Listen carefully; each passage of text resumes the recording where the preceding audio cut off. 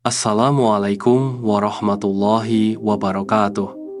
Semoga Anda yang sedang menyimak video ini selalu berada dalam keadaan sehat, tenang, dan diberkahi kejernihan hati. Semoga apapun yang kita bahas hari ini dapat menjadi kebaikan, menambah pemahaman, serta memberi manfaat yang nyata dalam kehidupan Anda. Pada video ini, kita akan membahas sebuah tema yang sering dirasakan, namun jarang dipahami secara mendalam. Kita akan mengulas bagaimana ketertarikan antar manusia tidak selalu lahir dari kata-kata atau logika semata, melainkan dari getaran emosional, sinyal batin, dan respons psikologis yang bekerja secara halus namun sangat kuat. Tujuan video ini adalah membantu Anda memahami mekanisme batin tersebut, agar relasi yang Anda jalani baik personal, emosional, maupun sosial menjadi lebih sadar, lebih sehat, dan lebih bermakna. Saya mengajak Anda untuk menyimak pembahasan ini dengan tenang, membuka ruang refleksi, dan memberi perhatian penuh pada setiap penjelasan, karena apa yang akan kita bahas bukan sekadar teori, melainkan cermin dari pengalaman hidup banyak orang. Selamat datang di channel ini, sebuah ruang berbagi pemikiran, perenungan, dan pemahaman psikologis yang disampaikan dengan bahasa yang jujur, tenang, dan berimbang. Pada kesempatan kali ini, kita akan menyelami sebuah topik berjudul Psikologi Ketertarikan Energi dalam Relasi Manusia, sebuah pembahasan tentang bagaimana koneksi batin terbentuk, mengapa kehadiran seseorang bisa terasa menenangkan atau justru mengusik, serta apa makna semua itu bagi perjalanan relasi kita sebagai manusia. Channel ini hadir sebagai teman refleksi, bukan untuk menggurui, melainkan untuk menemani Anda memahami sisi terdalam dari relasi, emosi, dan dinamika batin manusia dengan cara yang lembut dan penuh kesadaran. Terima kasih yang tulus saya sampaikan kepada Anda yang telah meluangkan waktu untuk menonton, mendukung, dan berbagi video ini. Kehadiran Anda bukan sekadar angka, melainkan bagian dari perjalanan makna yang kita bangun bersama. Video ini penting dan relevan karena banyak relasi hari ini berjalan tanpa pemahaman psikologis yang utuh. Ketika kita memahami mengapa kita tertarik, terikat, atau bahkan terluka dalam hubungan, kita memiliki kesempatan untuk membangun relasi yang lebih sehat, dewasa, dan penuh kesadaran. Manfaatnya bukan hanya untuk hubungan dengan orang lain, tetapi juga untuk hubungan kita dengan diri sendiri. Jika Anda merasa pembahasan seperti ini sejalan dengan pencarian batin Anda, saya mengundang Anda dengan hangat untuk menekan tombol subscribe, agar kita bisa terus bertumbuh dan belajar bersama dalam ruang yang sama. Kehadiran Anda sebagai subscriber adalah dukungan yang sangat berarti bagi keberlanjutan channel ini. Dan bila Anda berkenan, silakan bagikan pandangan, pengalaman, atau refleksi Anda di kolom komentar, serta aktifkan lonceng notifikasi agar setiap pembahasan baru dapat menemani waktu-waktu reflektif Anda berikutnya. Mari kita bahas semuanya dengan jernih, perlahan, dan penuh kesadaran. Saya mengajak Anda untuk menonton video ini hingga akhir, menyerap makna terbaiknya, dan membawa pulang pemahaman yang paling relevan bagi hidup Anda. Semoga setiap bagian dari video ini benar-benar memberi manfaat. Kini, mari kita mulai cerita dan pembahasan intinya tentang energi, ketertarikan, dan rahasia batin yang bekerja dalam setiap relasi manusia.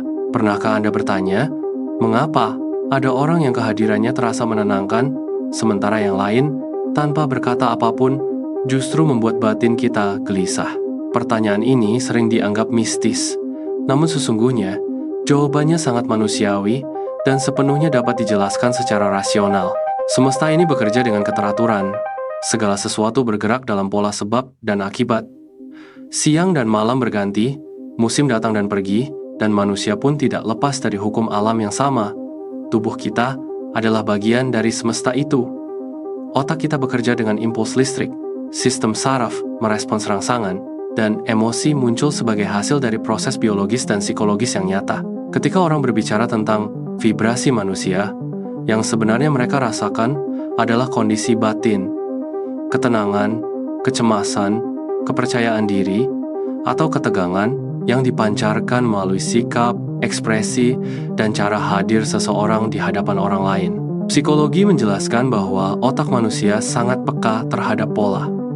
Tanpa kita sadari, kita membaca bahasa tubuh, nada suara, kecepatan bicara, bahkan jeda dalam diam seseorang. Semua itu diproses secara otomatis oleh otak emosional kita. Inilah sebabnya ketertarikan sering muncul sebelum logika sempat bekerja. Bukan karena energi gaib, melainkan karena sistem saraf kita merespons sinyal aman atau tidak aman, sinyal nyaman atau mengancam, sinyal yang selaras atau bertabrakan dengan pengalaman batin kita sendiri. Dalam ilmu psikologi, ini berkaitan dengan regulasi emosi. Orang yang mampu mengelola emosinya dengan baik cenderung memancarkan ketenangan, kejelasan, dan stabilitas. Dan manusia, secara naluriah, tertarik pada apa yang memberi rasa aman. Agama pun berbicara tentang hal yang sejalan dengan ini. Dalam banyak ajaran, termasuk Islam, ketenangan batin sakinah bukanlah sesuatu yang muncul tiba-tiba, melainkan hasil dari kesadaran, pengendalian diri, dan akhlak yang terjaga. Hati yang tenang melahirkan perilaku yang tertata. Perilaku yang tertata menciptakan hubungan yang sehat. Ini adalah hukum sebab akibat, bukan keajaiban instan. Perubahan hidup, pada hakikatnya, tidak terjadi karena kita menaikkan energi secara abstrak, melainkan karena kita mengubah cara berpikir, melatih respons emosional, dan bertindak secara konsisten meski pelan. Seseorang yang fokus pada pertumbuhan diri akan mulai berbicara lebih jujur, mendengar dengan lebih utuh, dan bereaksi dengan lebih sadar. Orang-orang di sekitarnya merasakan perubahan itu bukan sebagai konsep, tetapi sebagai pengalaman langsung. Contoh sederhananya begini. Ketika seseorang sedang cemas, pikirannya tidak teratur. Nada suaranya berubah, tubuhnya tegang, reaksinya berlebihan. Sebaliknya, ketika seseorang melatih ketenangan batin, ia menjadi lebih hadir, lebih stabil, dan lebih dapat dipercaya. Ketertarikan pun muncul secara alami, bukan karena daya tarik misterius, melainkan karena manusia selalu mencari keteraturan, kejelasan, dan rasa aman baik secara sadar maupun tidak sadar. Pada titik ini, kita mulai memahami bahwa hubungan antara semesta dan manusia bukan hubungan magis, melainkan hubungan keselarasan dengan hukum alam dan hukum psikologis. Ketika pikiran kita terarah, emosi kita terkelola, dan tindakan kita konsisten, hidup pun bergerak ke arah yang lebih tertata. Dan mungkin, disinilah letak makna terdalam dari ketertarikan itu sendiri, bukan sekadar siapa yang hadir dalam hidup kita, melainkan siapa diri kita saat hadir di hadapan dunia. Jika kita melangkah lebih dalam, kita akan menemukan bahwa ketertarikan bukan hanya tentang orang lain, melainkan tentang kondisi batin kita sendiri. Otak manusia bekerja berdasarkan fokus. Apa yang sering kita pikirkan, itulah yang diperkuat oleh jalur saraf di dalam otak. Psikologi menyebutnya neuroplasticity, kemampuan otak untuk membentuk ulang pola berdasarkan kebiasaan berpikir dan bertindak. Ketika pikiran dipenuhi kecemasan, otak akan lebih peka terhadap ancaman. Sebaliknya, ketika pikiran dilatih untuk tenang dan sadar, otak lebih mudah menangkap sinyal positif dan peluang relasi yang sehat. Inilah sebabnya dua orang bisa berada dalam situasi yang sama, namun merasakan pengalaman yang sangat berbeda. Persepsi membentuk realitas subjektif kita. Agama kembali mengingatkan prinsip yang serupa, bahwa apa yang ada di dalam hati akan tercermin dalam sikap dan perbuatan. Ketika niat diluruskan dan kesadaran dijaga, manusia tidak hanya memperbaiki hubungannya dengan sesama, tetapi juga dengan dirinya sendiri. Dalam kehidupan nyata, kita sering melihat seseorang yang tidak banyak berbicara, namun kehadirannya terasa kuat, bukan karena karisma yang dibuat-buat, melainkan karena ia hadir sepenuhnya dalam setiap momen. Ia mendengar tanpa menghakimi, berbicara tanpa berlebihan, bersikap tanpa kepura-puraan. Hal-hal inilah yang menciptakan apa yang sering disebut sebagai energi yang menenangkan. Padahal, jika kita melihatnya secara jujur, itu adalah hasil dari latihan panjang, mengelola ego, menerima ketidaksempurnaan, dan bersikap konsisten dengan nilai yang diyakini. Tidak ada jalan pintas di sini. Ketertarikan yang sehat tidak lahir dari klaim, melainkan dari keselarasan antara pikiran, emosi, dan tindakan. Apa yang kita pikirkan memengaruhi cara kita merasa.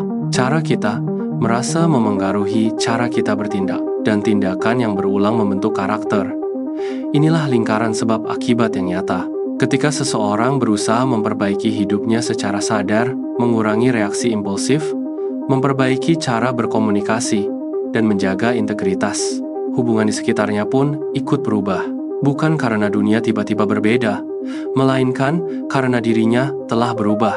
Dan di titik ini, kita mulai menyadari sesuatu yang penting.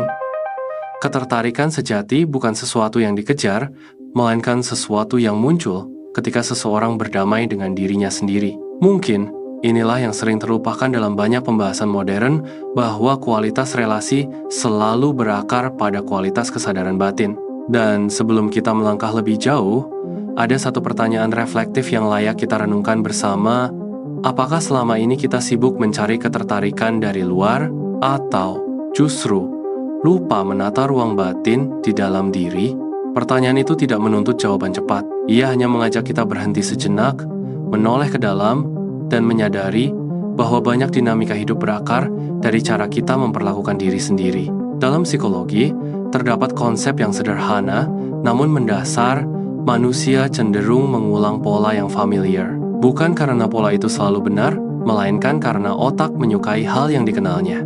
Jika sejak lama kita terbiasa hidup dalam ketegangan, maka ketenangan terasa asing. Jika kita terbiasa dengan hubungan yang penuh drama, hubungan yang stabil justru terasa hambar. Disinilah sering terjadi kesalahpahaman tentang ketertarikan. Banyak orang mengira ia sedang mengikuti energi, padahal yang terjadi adalah pengulangan pola emosional lama yang belum pernah disadari atau disembuhkan. Agama mengajarkan prinsip muhasabah meninjau diri, bukan untuk menyalahkan, tetapi untuk memahami. Karena perubahan sejati selalu dimulai dari kesadaran. Kesadaran bahwa kita bisa memilih bagaimana merespons, bagaimana berpikir, dan bagaimana bertindak. Semesta tidak memilihkan jalan hidup kita, ia hanya menyediakan hukum-hukum yang konsisten. Ketika kita menanam kebiasaan tertentu, kita menuai konsekuensi yang sepadan. Ketika seseorang melatih kesabaran, ia tidak sedang mengubah dunia, melainkan mengubah caranya hadir di dunia. Dan perubahan itu, perlahan tapi pasti, mengubah kualitas hubungan yang ia jalani.